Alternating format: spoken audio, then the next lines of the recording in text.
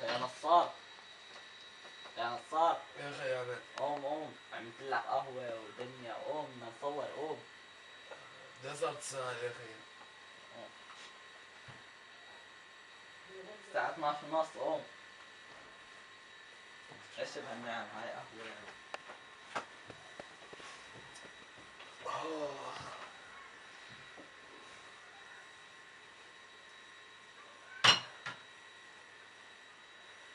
يلعن ابو الغربة برجلي، يلعن ابو هالحالة برجلي. خيا طلعنا من اليرموك وغربنا.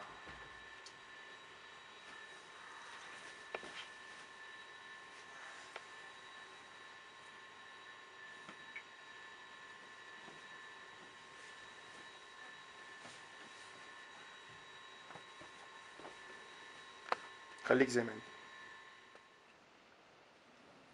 اول شي رح اعرف عن حالي. انا شاب من مخيم اليرموك، عمري 18 سنة. طلعت من اليرموك زي ما طلعوا اجدادي من فلسطين ب 48.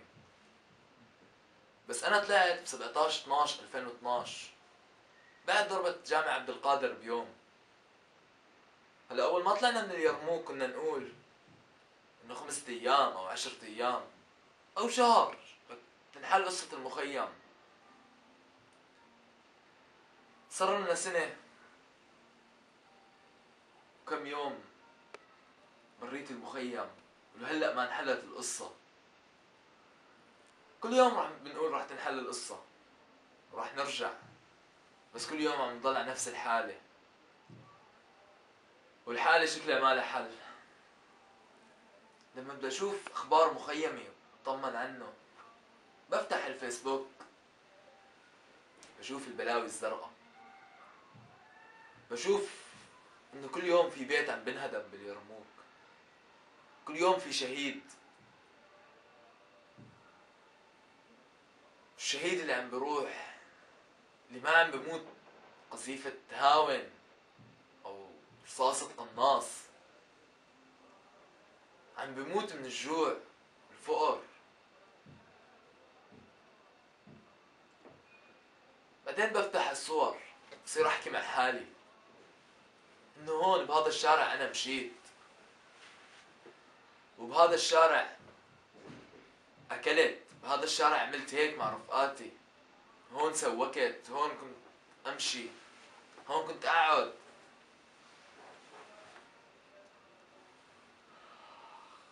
بتمنى اني ارجع،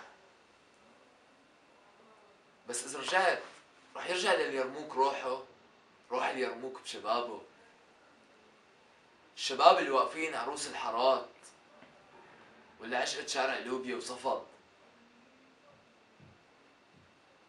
او عشقت اليرموك بالسيارات، شباب المشروع اللي معبيين ساحات المشروع هن عم بغنوا راب ويرقصوا بريك دانس، ولا عن الاطفال اللي عم بيلعبوا بملعب شاكر. صحيح انه ملعب تراب ورمل، بس هن فرحانين، شايفين ملعب شاكر اهم من سانتياغو برنابيو. ممكن نرجع ان شاء الله، نرجع. يا ريت تنحل قصة اليرموك، يا ريت يا ريت. ما فينا نقول غير الرحمة لكل شهداء مخيم اليرموك، كل شهداء المخيمات في سوريا، والرحمة لكل الأطفال والشيوخ والنساء والشباب قلب اليرموك اللي عم بدوق الموت وهن عايشين، اللي صارت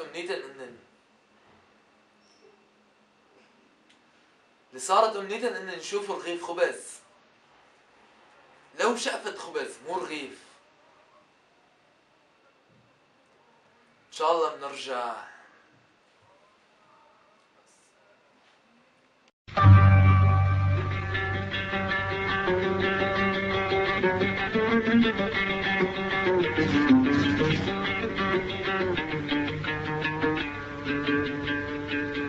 شوارع المخيم تغص بالصور، شهيدنا تكلم فأنطق الحجر.